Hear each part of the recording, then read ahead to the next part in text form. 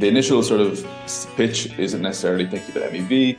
It's just thinking about how they can maximize the number of users they have, maximize the UX in some sense. And then within that sort of decision that they come to, I think that's when you can come in and say, okay, what's MEV look like in the system? Welcome to a new episode of When Building. I'm your host, Stephanie. When Building is supported by Untitled Labs, a Web3 developer community dedicated to push the boundaries of crypto space by supporting the innovation and success of open source projects. And this episode is also supported by Starknet ZH, a Starknet Chinese community. It's been a while since our last episode, and I'm so happy to bring back our show with today's two guests from Nethermind, Jorik, CTO of Nethermind, and Conor, a protocol researcher from Nethermind, to talk about the mental model of Starnet addressing MEV. In our previous episodes, we have Anna from CowSwap to talk about MEV mitigation at the application level, and have Denning from Flashbots to walk through the dynamics of MEV supply chain on the Ethereum mainnet. With more and more activities have been moved to layer 2s recently, sequencer decentralization has been in the spotlight. So how the dynamics of MEV on layer 2 is evolving and will evolve. Today, we are going to hear the perspective from Starnet brought by Nethermind. Okay, without further ado, let's kick off today's interview. Hi, Jorik and Conor. Thank you for coming to the show. Hi, thank you, Stephanie, for having us on here. Yeah, great to be here. Okay, in order to let our audience get to know about you, can you share your Web3 stories with us, introduce Nethermind, and tell us why you are the ones we should approach for MEV issues on Starnet? Maybe we could start with Jorik. Sure. I guess my Web3 story started with Nethermind itself. I started working here as a compiler engineer, and then got more and more interested in the broader issues and scope of crypto. I'm now working as one of the CTOs at Nethermind, and I focus entirely on the Starknet stack, which means I worry about its future design. I worry about all of the SDKs that surround it and the applications that are built on top. So I've been heavily involved with the creation of Juno and with the Block Explorer and some compilers stuff for Cairo, which means I'm quite familiar with all the conversations going around the structure of the network into the future. Okay, and Conor. Hey, so yeah, I guess my background is as a derivatives trader, and then I pivoted back into sort of research. I did a PhD in blockchain technology, and then when I finished that, I started with Nethermind. So I've been in the blockchain space for maybe like 5 years, with the background in sort of incentive design and stuff like that. So yeah, that led me naturally into the protocol research job, and yeah, I guess I'm sort of more focused on the broader ecosystem, just like MEV in general, PBS. So I guess that's sort of the angle that I'm hoping to talk about today. Okay, thank you for your introduction. Let's jump into today's discussion. First, I'd like Jorik to set the stage by introducing the current transaction lifecycle in Starnet and tell us how MEV is extracted nowadays under the centralized sequencer model the most major L2s are having. Sure. Yeah, I think the most important thing to know about Starknet and MEV is that Starknet is still a centralized sequencer, which means there's only one machine processing transactions, and this is run by a single entity. This kind of simplifies a lot of the network, and in a strange way, and I don't mean this very seriously, kind of eliminates MEV on the Starknet in certain aspects. So to give you an understanding of how the transaction lifecycle looks like, you submit a transaction to the sequencer directly, so no one else really sees what the transaction is.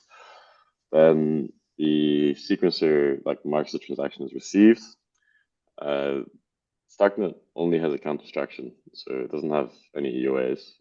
This means that the way to check if the transaction is correct, like the EOAs, they have a validate method, but the validate is actually arbitrarily defined by the account implementation.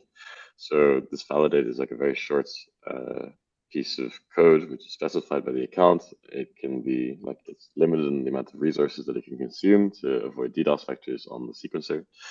From there, it enters, like once it passes the validate check, it enters into a first in, first out mempool. So this is like a super simple model. Transactions come in order and they are executed in order, right?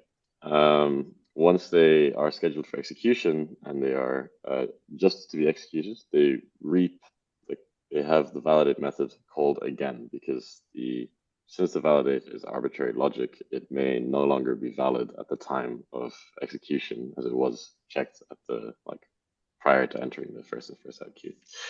Then it's executed, and in some sense, it's now somewhat final and locked into Starknet's sequence. However, this is not really the case because we still need to generate a proof for this block and its like a set of transactions. And how this affects finality, I think we're going to get into later questions. So we'll discuss that in a bit. So now the question is like, how is MEV extracted in this? And this becomes a bit of a reputation game. As far as we know, the people running the sequencer are not extracting MEV directly on a set of transactions. Like it does seem to actually adhere a first in, first out. The reason we know this is because they expose a pending block, which is basically a view on this first in, first out queue. And we've never seen any evidence of it being manipulated or reorganized compared to transactions being sent. So like anecdotally, we don't really see anything of this form on the chain. But there's still some way to get value out of the network that is done on chain, which is you can just spam the network with many, many transactions and like hopes to interleave all other transactions. So certain forms of MEV, or I guess just like value extraction, like arbitrage, can be computed on chain very well because it's cheap to execute on chain. And as the cost of running transactions gets cheaper, it becomes easier and easier to do more compute on the chain and try to exploit these opportunities. And we've had that actually happen like a year ago, if I remember correctly, just before the pricing on the Starknet model changed. And I know that Solana also had like serious issues with this, where people were like basically spamming like thousands of transactions, each one with arbitrages in them. So it's quite an interesting dynamic, and as the networks get cheaper and cheaper, it'll be interesting to see how many people start moving their strategies from off-chain simulation to on-chain like simulation. A little bit like a flash loan, I guess. Yeah, Okay. I would add there just that we also sorry, Stephanie. I would just add that you also get these like co-location strategies that like the person that's closest to the centralized sequencer will have a significant advantage in the system, and because they're the same person, it's just you know where you have to co-locate, which I guess is slightly mitigated in a decentralized setting where there's potentially anybody proposing. But again, it's still a concern, but definitely possibly an easier strategy that happens on L2s because it is decentralized sequencer. Yeah, that's true. Okay. I guess people are already familiar with the MEV supply chain on layer 1, which consists of user, wallets, searcher, builder, relay, and validator. And if we are to compare with layer 1 MEV extraction, are there any unique MEV opportunities on layer 2, as there may be additional latencies or new players in the MEV supply chain on layer 2s? Or do we have a new design space to mitigate MEV on layer 2 under today's architecture? Conor, do you want to take this? Sure. Yeah, I guess you sort of hinted at one of the unique opportunities that arises on L2, and it's just a consequence of L2s typically sequencing things much faster than L1. So the MEV, the searchers and the extractors will just basically try and perform their typical arbitrage, like the sex strategies on L2s first. So there's definitely, it just basically, it's generalized that it just makes cross-domain arbitrage easier. I guess you also have these slightly more advanced strategies, which are probably less of a concern in this centralized setting, but are definitely something that we need to consider. Is that like with L2 finality, especially in these like optimistic and zk-rollups, where one single event can cause like a massive reorg of the chain, like a fraud proof being provided or as an invalid zk proof. Basically, if a sequencer has the ability to like insert something at will, potentially like something that will invalidate a proof or cause a fraud proof to be provided, they can then decide that, okay, if something bad happens, I can provide this proof that will cause a reorg. It looks potentially naive, but it's actually something that they can sort of take out of their back pocket and use potentially only once. And I guess Jorik mentioned that there's a reputation game played by these centralized sequencers, which I think makes the centralized case probably less of a concern. But in this decentralized case, we definitely need to be conscious of the fact that these sequencers like may be able to exert a lot of power on like significant parts of the chain through reorgs. Yeah. To drill into that like a bit, the way that works in Starknet is that you have a zero knowledge proof which is generated for a set of transactions, and you have things that are called completeness bugs, or basically correctness bugs, where you may have a perfectly valid state transition or execution, but the prover may have some bug in it which makes it incapable of proving that transition. And the main issue with these things is that we don't know how long the fix could take in this particular case, right? So if we hit one of these instances, first of all, it takes a long time for us to know that this has happened. It can take anywhere between seconds to like 8 hours for a completeness or correctness bug to like come out of this system. And then Starknet like would have to find some way to fix this, because they can keep sequencing, but if this is a significant problem and it takes days and days to fix the bug in the in the prover, then there's no guarantee of finality from L1 anymore, because they require that they require the zero knowledge proof to be generated.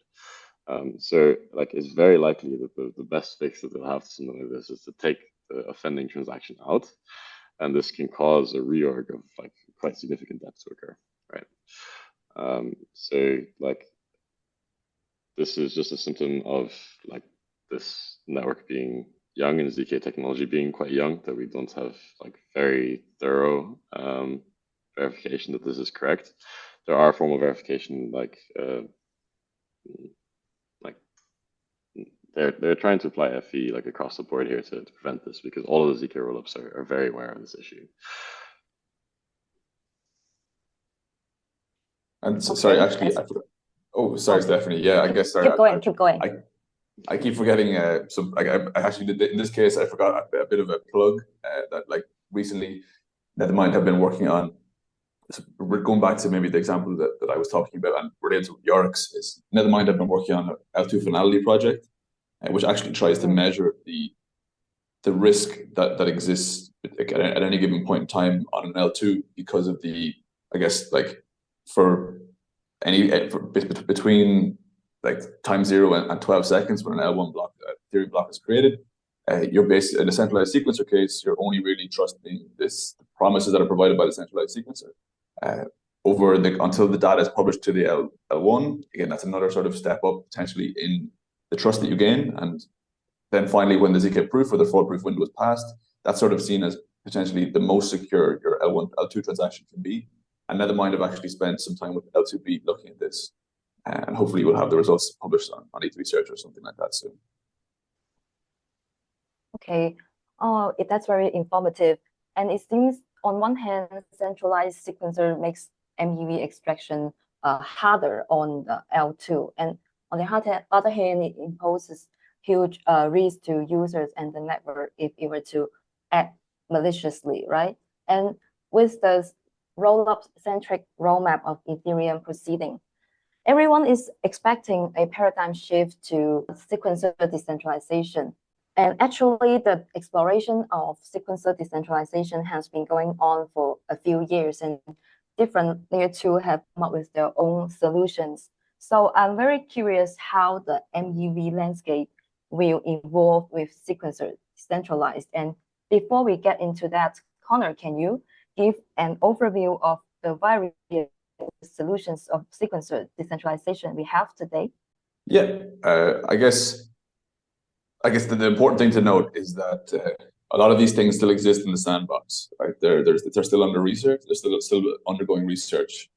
So this is actually some research that I was doing with Nethermind. We're doing flashbots over the last maybe 6 to 9 months, and yeah, I guess like some of the most the clearest ways that we have the paths to sequencer decentralization. I guess the first step that typically Rollup could take would be to move from a single sequencer to a set of sequencers, even if those sequencers are trusted. The next step beyond, like a proof of governance or proof of authority sequencer set, would be something potentially permissionless, like you see in Polygon proof of stake. Polygon proof of stake isn't necessary. There's obviously question marks. If you look at L2B, you might they disagree that Polygon proof of stake is actually an L2.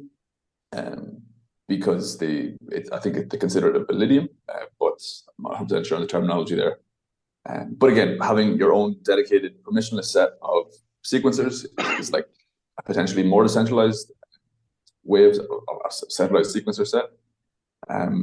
Outsourcing building to a permissionless or semi-permissioned set of builders is another way to decentralize the sequencer. Again, depends what your definition of the sequencer is. Like the sequencer may be seen as the proposer, or it might just be the person who's building the blocks, and the proposer is then just signing off on what the sequencer says. So if we have a centralized sequencer, a step that the centralized sequencer might take is to outsource the block building and then just maybe sign off on the block that's built, sort of adding a layer of permissionless to the system, and then potentially like the benefits that a market of permissionless builders entails.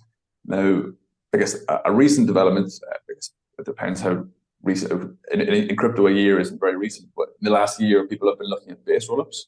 So base rollups, the concept there is that the sequencing is done by the L1 proposers. So in that sense, you're getting decentralized sequencing. You're getting as decentralized a sequencer as the L1, which is seen as potentially the most decentralized we have right now. But base rollups are still under construction. Tyco is a great example of one, working with Tyco. But there's definitely a lot of questions about the consequences of using a one proposer. But I think we're definitely optimistic that something like that is possible. Ethereum may potentially just be this grand shared sequencer that we can all use. But until we sort of iron out a lot of the things related to throughput and I guess stake growth concerns, to name just a couple, Ethereum as this sequencing layer still has a lot of barriers to overcome. But it's definitely an interesting way to think about decentralizing the sequencer. Okay, so Jorik, can you tell us what's Starknet's solution and why this solution over the others? Yeah, sure. I think Starknet takes a relatively simple approach to this and just states that we decentralize more like a proof of authority blockchain. So not exactly proof of authority, I'll get into it in a bit, but the idea is that we have a small set of very powerful sequencers that work together and come to consensus. And through coming to consensus, you have some lighter form of guarantee that the transaction order has been finalized. This is what Conor was saying with the L2 finality project. You have different levels of security on what you expect the history of transactions to be. To get into specifics, they're moving to Tendermint. Why Tendermint? It's battle tested. There were some discussions on using hot stuff, but I think there were, at the time that we were making the decision of which network to move to, or consensus algorithm to move to, the DAG-based consensus algorithms they're actually unclear how MEV operated in this system and how that affected the security of those networks. So they've opted for Tendermint so far.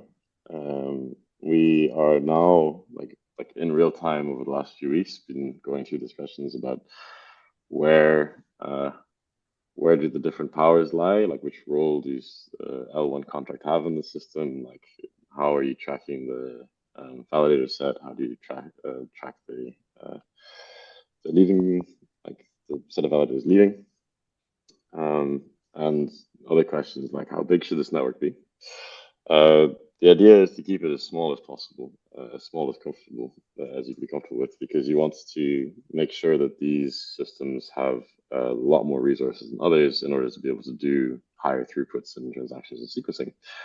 And then they should validate between themselves. And for a smaller, less let's say less sophisticated entity, to get access to the state, they are using the proofs as a way to permissionlessly see the state. So in Starknet, you have this concept of full nodes, and the full node can basically just watch the state diffs, which are emitted by the sequencers, and also consume a set of proofs which validates that the state diff is actually the correct state diff given a set of transactions. So a full node can just be given a set of transactions, get the state diff, get a very small proof, know that the state diff is correct, and then apply it to its local view of the state, which means that you don't actually need a lot of computing power to be able to follow the correctness of the chain. And this is one of the major differences between like a zk-rollup and others. You can immediately or like very quickly know that you have a correct view of the state. But this is going to take quite a bit of time.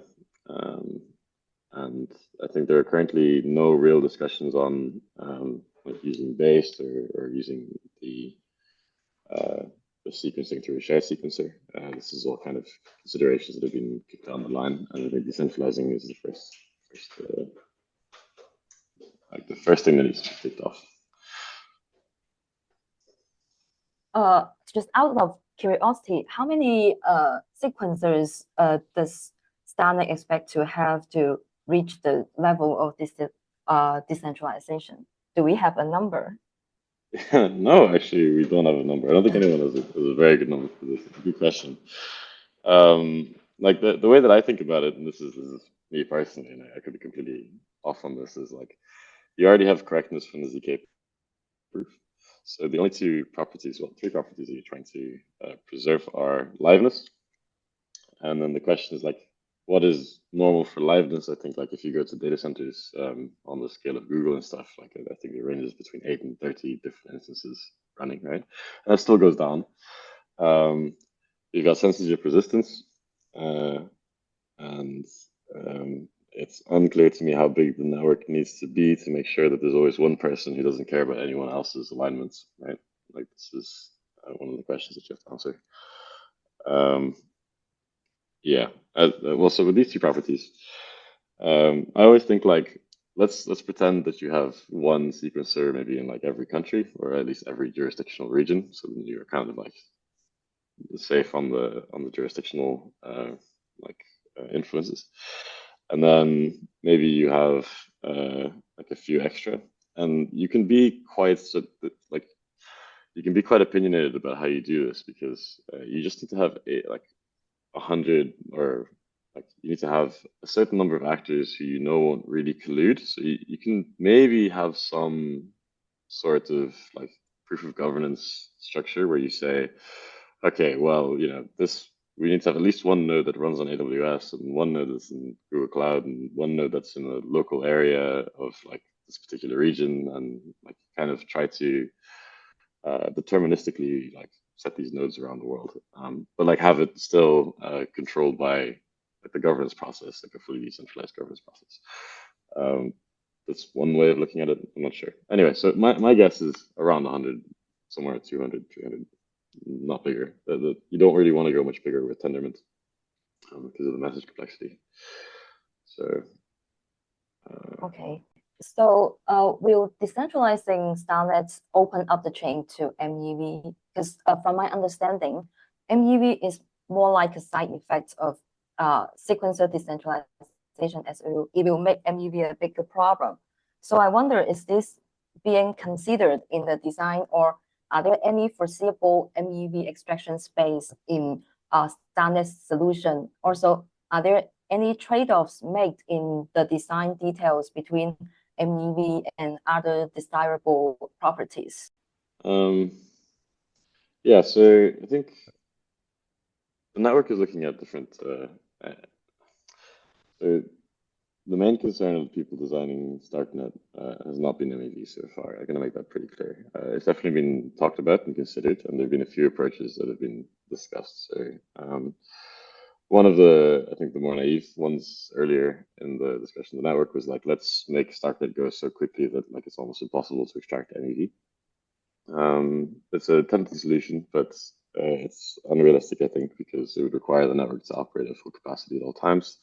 And it would also, it kind of discounts that there are going to be very sophisticated actors who are trying to extract MEV and like accelerating execution on ASICs and like crazy stuff that they do and trying to find other spaces, right? So that was kind of floated. Then I know that the Radius is working with the Starknet Foundation, like producing an encrypted mempool for Starknet. I don't know how like how accepted that is, like if this is going to be the plan, but they're definitely exploring it like quite actively. And then there's not been much like other consideration towards like managing MEV. Sorry, I forgot the second half of your question there, but let's start this approach anyway. The second question is, are there any foreseeable MEV extraction space in Starnet's solution? Yeah. I mean, in the way that this is currently designed with just classic Tendermint, then yeah, any proposer in a particular moment in time can extract MEV as was the case like pre-relayed Ethereum in some sense. And if the rollups are if they achieve what they want, then there might actually be more MEV to extract, right? Because they have higher volumes of transactions and users. That's not necessarily true because it might also be that like the higher volumes are all of lower value because it's easier and cheaper to execute. But yeah, to answer it simply, yes, absolutely. It'll probably start becoming quite common. Okay, then is it fair to say that MEV is of relatively lower priority when it comes to sequencer decentralization? Yeah, I think it is now. And like I think that the network will start waking up to MEV as this conversation continues. But like right now, we're just trying to. I think Conor's going to talk about this a bit. But we're focusing on UX. Conor, do you want to talk about that? Well, yeah. One thing I would say, definitely not speaking for Starknet. I wouldn't know what Jorik is definitely more in tune there. But I think one of the considerations that all L2s should be making is, okay, like you may spend 2 years running a first in, first out, or first come, first served blockchain, and that makes some applications work really nicely, and it also means that other applications, like for example, like some protocols require all transactions in a particular batch to be executed at the same time. So it makes other applications potentially less useful or more exposed to MEV. So if you go from a first come first served system to something that is doing things in batches, that's definitely going to open up some new vectors for MEV that, like, I guess you want to work with the blockchain needs to work with the protocols to make sure the protocols themselves aren't exposed to any sort of new unforeseen attacks that they're not prepared for. Does that make sense? But I guess that's just a general point. Yeah. Okay, then the next question is that is Starnet in the MEV minimization camp or the maximization camp? I guess L2s and devs have complex feelings towards MEV because sometimes more MEV extraction space means more activities and gas fees, right? Mm. Yeah, it's a complex question. Yeah. To be honest, one of the nice things about Starknet is that it's decentralizing so quickly that it's getting harder and harder to say what is and what is not in the plans, and these are kind of like open discussions. But I think that most of the designers that I've spoken to, they're in the minimization camp. They want to reduce the amount of MEV that's in the network, or like this is why like Shutter was being at least studied, not like agreed on, but studied. But I don't think that's it's not a singular voice, and there's definitely people who are arguing for maximization, and like yeah, it does make it more attractive to searchers and traders if like MEV is available. So it does increase the activity. On the other hand, that could also increase the transaction cost itself as the gas price goes up to like dampen demand.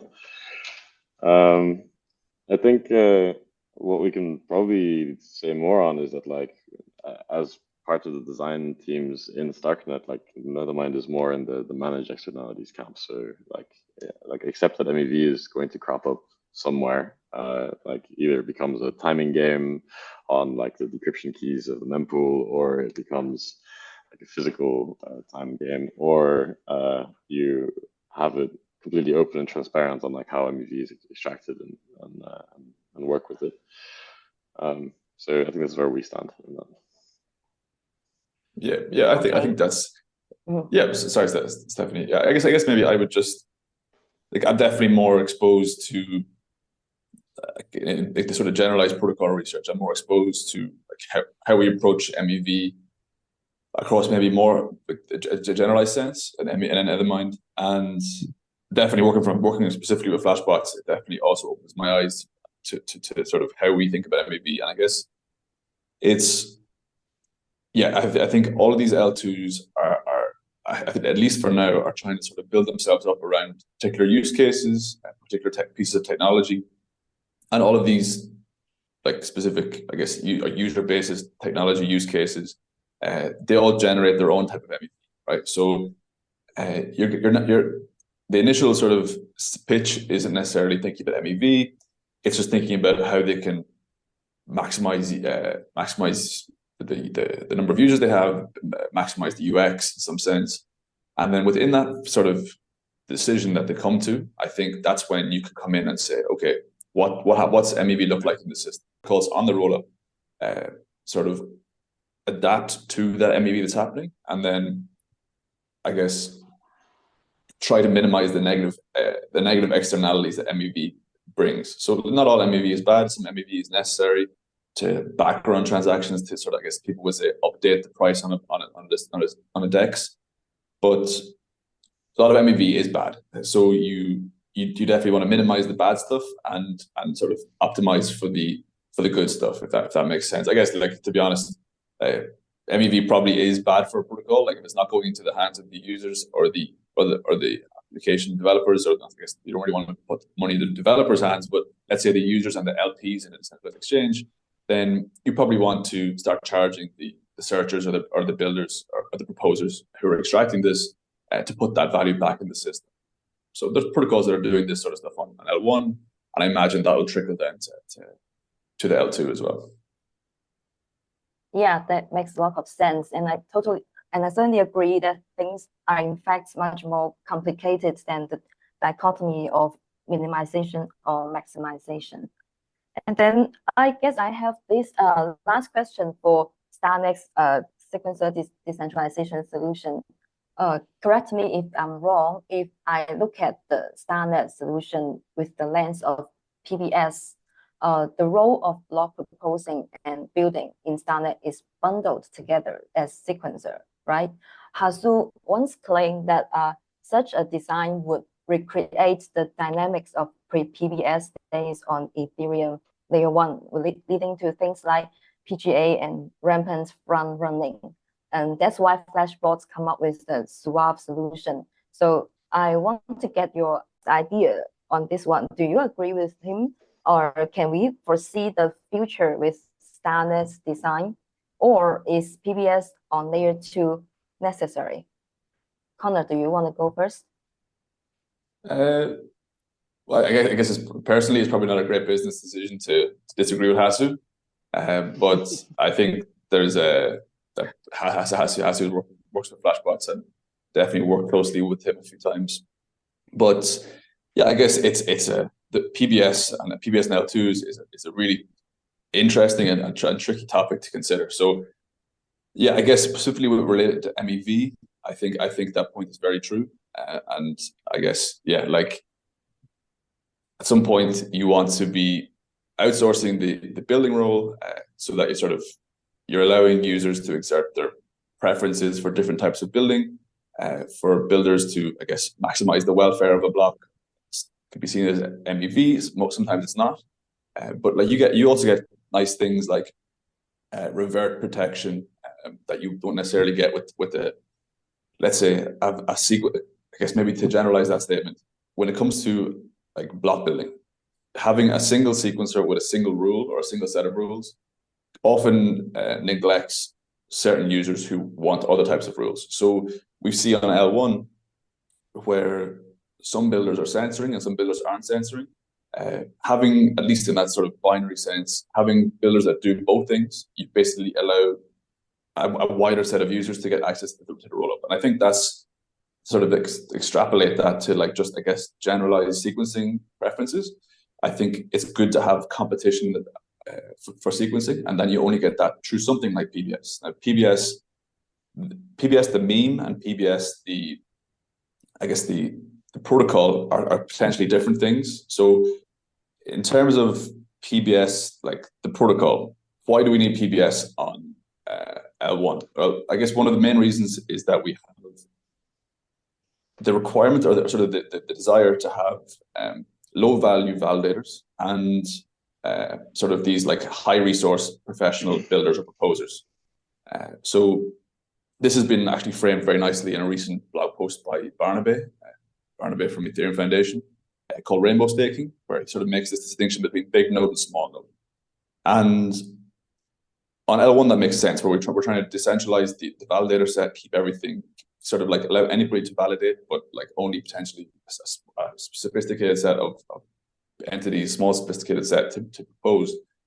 On the L2, it's not necessarily clear if we actually need that decentralization because we have the security of the L1 backing us up in case anything bad does happen, the security and the decentralization. So we potentially only need the sophisticated set, but even within the sophisticated set, we definitely still probably want to have some sort of competition for sequencing. So again, for all the reasons I previously mentioned. So in that sense, yeah, I think L2s definitely need to be considering some sort of marketplace for proposers or builders. So that's sort of that side of PBS that Hasu was probably mentioning, but potentially not for the other reasons that the PBS is needed on L1s. So I think some sort of hybrid where we potentially have an auction, but how we run that auction, do we need to have a dedicated set of validators or auctioneers running this auction? And like, does that bring us back to similar trust assumptions or similar issues that we have with a centralized sequencer? It's possible, and I think that's why L2s definitely need to work in the open and work with these sort of established companies like Flashbots and Nethermind with Flashbots to, I guess, consider all options and try and come up with some strong solutions. We're definitely still working in that space. There's some good there's a potential there, but I guess the decision to decentralize is a big one, and it comes with a lot of risks. So it's definitely something that you should be researching and spending a lot of time thinking about. Sorry, that was a tangent. Sorry. I thought that was actually a really good answer. Like Starknet has this choice that they're going to have a very small set of nodes, and I think it makes sense that like, okay, if it's by stake, then it's going to be the very sophisticated actors that become the sequencing set over time. So that will happen kind of naturally, and it'll be the Hasu sort of like not great environment to put your transactions in. Or if you do it like through proof of governance, I think it will be heavily incentivized to select these sophisticated actors and make this marketplace. So yeah, I don't think like I think Conor's right. Like PBS strictly might not be necessary, but the considerations that are behind PBS will be. Yeah, okay. Oh, and then I guess we have come to the last discussion of this episode. Actually, Conor had touched it quite a lot in our previous conversation, which is about the options of outsourcing block proposal or block building to a third party. Solutions like share sequencer, based rollup, or Suave. This has been heated topics recently. And Conor, do you want to add more information on this regard so that we could have a further discussion about this, the pros and cons of these options? Sure. I guess actually I didn't mention Suave, but I probably should have. Yeah. Suave is like Suave would come under the umbrella of, let's say, some sort of in protocol or out of protocol delegation. Potentially, like again, Suave is in the sandbox at the moment. It's under development. Hopefully, again, and I think it's iteratively. There should be updates coming quite regularly. But I guess because of the fact that it's not really like fully out there at the moment, I guess I don't really want to speak too much to what it would look like. But I guess, yeah, the idea of outsourcing your block building rights to a more sophisticated entity that's able to do something like encrypted computation, like the trusted execution environments that are promised within Suave would allow for, definitely has a lot of potential, and it potentially actually also addresses some of the concerns that these rollups have related to front running, back running, and maybe just enforcing these rules. Like, a TEE can enforce a lot of things, but how a TEE works in a centralized setting definitely still needs to be explored, and it's being explored for sure. But yeah, I guess the more established way that people are considering third-party block proposal, I think that's what you said, right, Steph? Yeah. Yeah. Yes. So yes, like this outsourcing of a block proposal to some external entity or set of entities. That's sort of the first thing I thought about when you said that was, yeah, shared sequencing, which I guess I mentioned previously. So yeah, shared sequencing is, again, I think it's one of these concepts that has like taken on legs and sort of become more of a meme than maybe a sort of something that you can look at and say, oh yeah, this is a shared sequencer, because I guess there's a lot of concerns and still a lot of barriers to actually implementing a shared sequencer. Now, when I think of shared sequencer, I think of basically the requirement for the rollup to change its finality rules. The rollup is agreeing that this external entity, effectively external entity, is going to be the block proposer for the next block or the next set of blocks. So that's basically adding the sequencer to the finality rules of the rollup. There are benefits to that, definitely. Like you're opening your ecosystem up to potentially getting cross domain transactions that are happening, more flow, potentially more trust. So like as a rollup starting off, it's probably in your interest to use an existing sequencer to capture the network effects of that shared sequencer. But if you're an established rollup, I guess you're thinking, okay, if I'm going to give up this like current situation, which my users, developers are happy with, like what are the costs going to be for the rollup itself? And I guess with a shared sequencer, you have the concern that, okay, if this person is proposing and building my blocks, are they capturing all the value? Are they down the line? Are they going to have a significant say in the sovereign? Like, I guess the rules or the sequencing that's happening on my blockchain, on my rollup, and those questions are still up for debate. And yeah, I guess like there's, even within the shared sequencer space, we're seeing people pivoting around and sort of maybe moving away from this concept of changing the finality rules. Like Espresso recently stopped calling themselves shared sequencers and now calling themselves sequencer marketplace. But at the core, there is a requirement in Astria and Radius, potentially examples of this as well, where you do require the rollup to give up the proposal rights to this shared sequencer. And that just comes with trade-offs, like everything, I guess. And I guess I'm definitely sometimes like I can talk and talk and talk, but there's always trade-offs, and it's very difficult to say this is the best thing or this is a good thing or a bad thing for a rollup. And I think it's at the moment it's still in the ball's still in the shared sequencer court. And I guess that side of the court is looking a bit thin at the moment. Like, what is the benefit for these rollups, and like, will that benefit persist over time? Will it get better, or is there? I think what we're currently missing is maybe like adoption, right? If some people join, critical mass join, then more people will join. I think that's just the network effect of a shared sequencer. But until we get to some big entities joining the shared sequencer space, I think there is movement there already. Like, you have this optimism super chain. You have potentially this Polygon ag layer, which is still the details are still coming out. Shared sequencers are possibly coming along. They're trying to get adoption, but yeah, like, I think there's just still a lot of unknowns there. That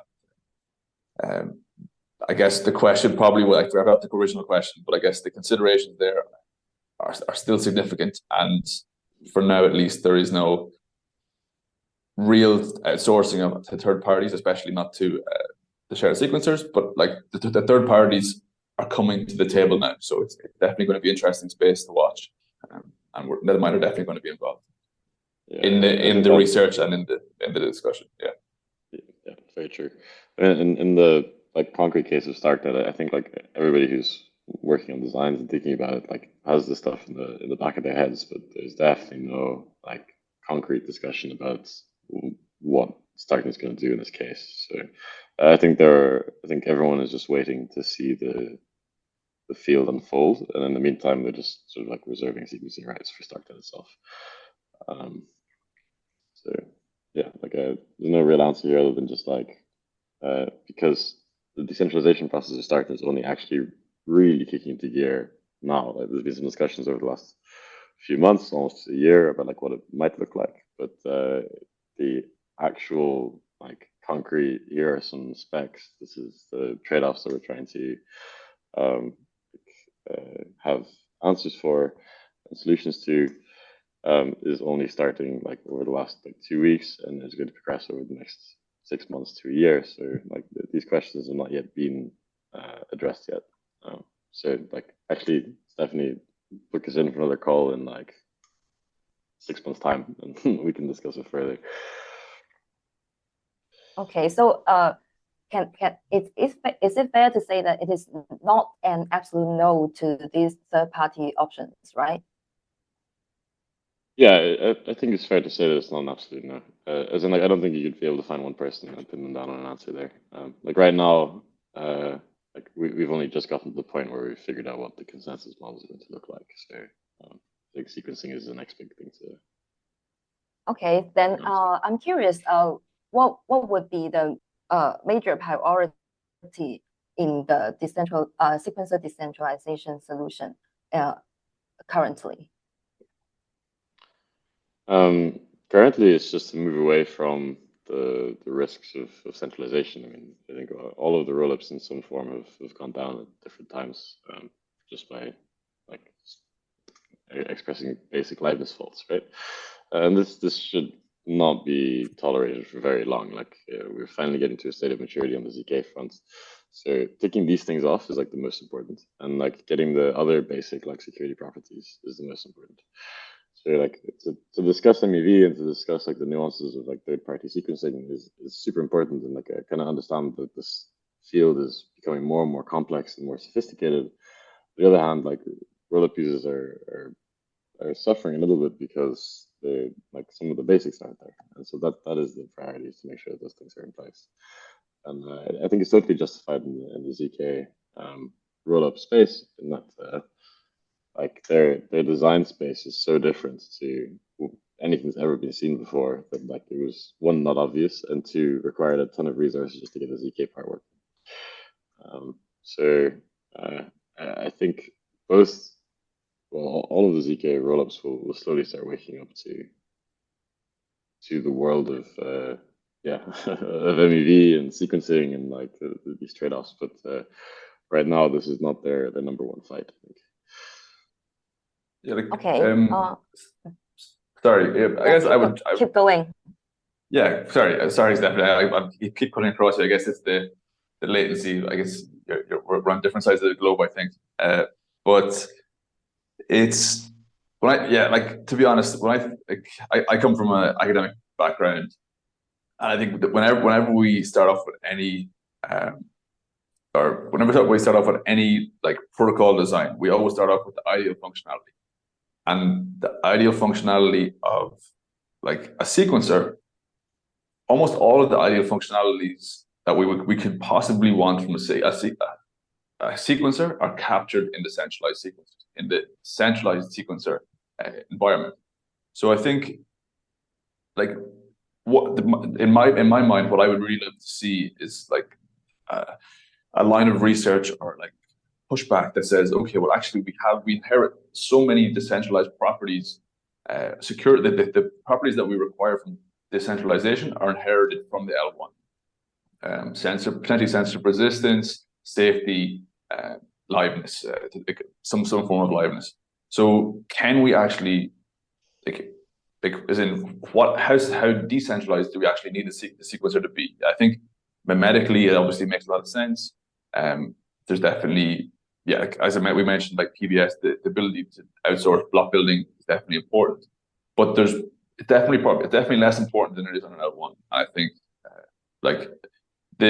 as I mentioned with the shared sequencer case, the ball is in the court of whoever wants to come along and say like this is an appropriate amount of decentralization or centralization that can exist because of all the other guarantees that we have in the system. I think where different rollups will fall on that scale, there's definitely a lot of room in the middle that people can sort of comfortably sit, but still be adequately decentralized while still having potentially some centralized pieces. Like, for example, we're now seeing with Swab, like with TEEs, we're potentially unlocking a massive form of I guess trust that could even be deployed within a centralized sequencer that like gives us all the benefits that we want from a decentralized sequencer set.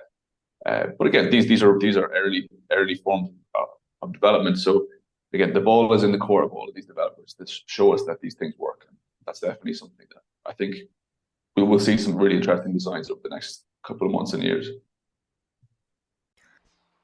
Yeah, you are absolutely right. I think you just gave us a very good summary of the complicated interaction or relationship between layer 2s, the Ethereum layer 1, and those third-party solutions. We are kind of at a very early stage to discuss these subjects, and it will be very interesting to watch how this space will unfold. And this is the last minutes of today's interview, which have been amazing. Jorik, are there any ongoing or upcoming projects that Nethermind or Starnet wants to interest our audience? Yeah, thank you for a space to chill and to plug a bit on this front. I think the main thing for Starknet right now is that there's been a huge wave of grants that have opened to build on top of Starknet. It's actually the perfect time to do it. The network has reached quite a good level of stability. The language is amazing in my opinion, and the fees have just dropped through the floor, and it's now become the cheapest network of all of them. Due to the way 484 and the proof size is interacted. So like it's actually like an ideal moment to start building on it. And in that there are like a number of grants available. There's a grant for gaming. There's an early seed funding grant from the Starknet Foundation if you've got an idea there. Nethermind is giving out grant sizes between 25k and 250k for projects that want to start on Starknet. Our one is focused towards like any project that needs a huge amount of compute in order to succeed. Like Starknet provides that for you. So if you've got an early stage idea and you want to deploy it there, or if you have a late stage idea and you're finding that like your infra isn't working, you need to move network, then we've got a grant for that. You can find that on our Twitter. And then there's a bunch of other interesting things that are happening. If you are very interested in the discussion here that was about like what the different design trade-offs are for like full node sequences and others, the Starknet ecosystem is steadily becoming more and more like explicitly open. It was always very welcoming, but now there are open calls about how the full node designs are progressing. They're every 2 weeks. You can find the link to those on my Twitter as well. There's a discussion forum on Starknet where you can pitch in about what you think of on MEV. I think it's sorely needed for this to be considered more in the design. So I would actually really encourage any MEV researchers who are listening to this. And if you're dissatisfied with the answer, we're worried about decentralization and not so much about MEV right now. I fully encourage you to come and to comment about it there. And then the last little shill is we are hiring a lot, and we are looking for some of the best people. And if you are enthused by the manner in which Conor was speaking about all of the trade-offs in the design space, this is the kind of stuff that we're looking at and the kind of people that we're looking for. So come join us and come join Conor, I guess. Okay, I'm sure joining Team Nethermind would be a great opportunity for any Web3 developers and researchers. And that's all my questions today.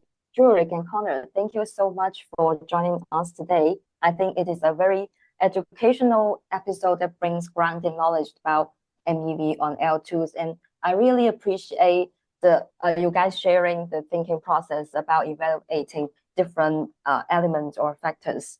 And Nethermind has always been a very strong team that is deeply involved in the Ethereum ecosystem. I look forward to having further discussion with you guys on different topics in the future. Bye-bye. Thank you, Stephanie. Bye-bye. Take care. Thanks, Stephanie.